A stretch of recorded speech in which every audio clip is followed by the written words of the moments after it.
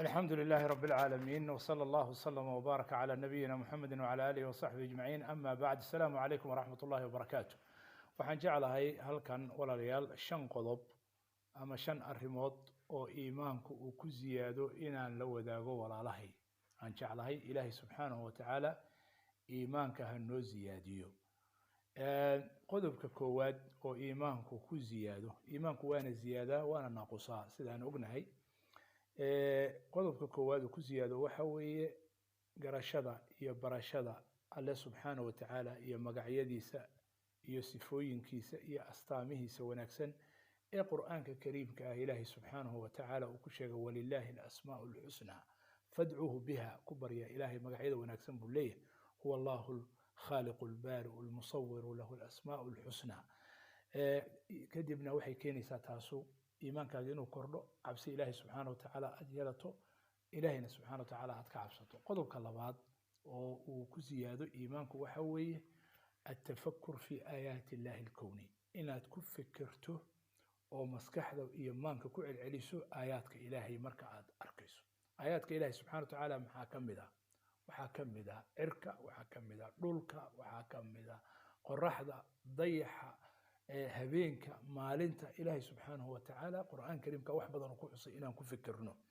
إن في خلق السماوات والأرض واختلاف الليل والنهار لآيات لأولي الألباب الذين يذكرون الله قياما وقعودا وعلى جنوبهم ويتفكرون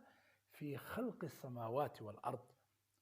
وحيكون فكريان خلق دولك أن كسعونه إنه يكون نولناهي يعركن إلهي سبحانه وتعالى رفع السماء بغير عمد ترونه أفلم ينظروا إلى السماء فوقهم كيف بنيناها مياني إيجي السماء كركوضة سيدا عن أدسني تاسونا إيمانك أي كردينيسا قدوك صدحات وحوي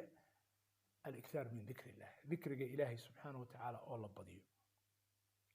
إن تسبيح صوته إن تهليل إلهي لا إله إلا الله سبحان الله والحمد لله ولا إله إلا الله والله أكبر أستغفر الله ولا حول ولا قوة إلا بالله قلبي أنا أتكتر هذا وقدر أنتو أديكو كلمة مع سنة أو دن سنة استغفارت إيه تسبيح ذا يسبح له ما في السماوات وما في الأرض إلهي سبحانه وتعالى وحول بالسماء يعرف دولك جوجا وتصبح سنة إلا ضد ير وبني آدم كم إذا هو قالوا بيمه يعني إلهي وحول سجوده مخلوقات كونه ولله يسجد ما في السماوات وما في الأرض والشمس والقمر والنجوم والجبال والشجر والدواب وكثير من الناس ضد كثير من الناس عليه لكن بوره يبضيه يبره يحوله يحيوانات وعصرنا إلهي وتصبح سنة marka annaga inaan badino dhikriga ilaahay subxaanahu wa tacaala had iyo jeer carabkana aad ku hayso waa waxa ilaahay subxaanahu wa tacaala kugu xiray iimaankaaguna ugu kordhayo waxa kale oo kamid ah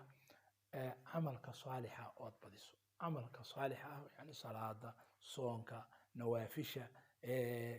inaad maaragtay aad badiso iyaduna waxay keenaysaa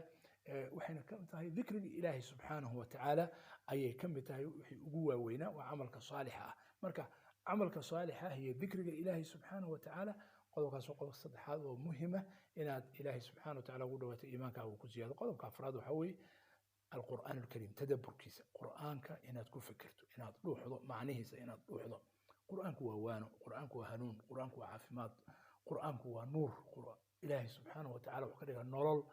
نورل بو إلهي كدقي يعني إلهي سبحانه وتعالى ولكن جعلناه نورا نهدي به من نشاء من عبادنا marka nuurkaas qofkii ka qada ah wax badan buu ka qaday qodobka ugu dambeeyana waxa weeye oo iimaanka uu kordhay inaad wixii macsi ilaahay oo amarada ilaahay subxaanahu wa tacaala uu diiday ama reebay inaad ka fogaato meeshii ilaahay subxaanahu wa tacaala uu ku amray ha lagugu arko meeshii ilaahay subxaanahu wa tacaala uu ka reebana ha laga waayo waxa weeye taas waxay keenaysaa taqwadii macnaheedii inaad hesho iimaankaaguna uu ku ziyaado marka maxaa sidoo dhan inaad albaabkooda iska xirto marka shantaa qodob afarna waxa waaye amar midna waxa weeye nahyi afarta hore waxa weeye wax lays amrayo oo ilaahay subxaana wa tacaala barashadiisa inaad ku fikirto makhluuqaadkiisa ilaahay iyo aayaadkiisa kownka ilaahay subxaana wa tacaala uu dhigay camalka saalixa iyo dikriga ilaahay subxaana wa tacaala ood kordhiso qur'aanka oo aad tadabburto iyo معاصي ذو أذكارته ويذو قضاء الشهادة إلهي توفيق ده نوافجي إيمانك على الله إنه زيادة آمين.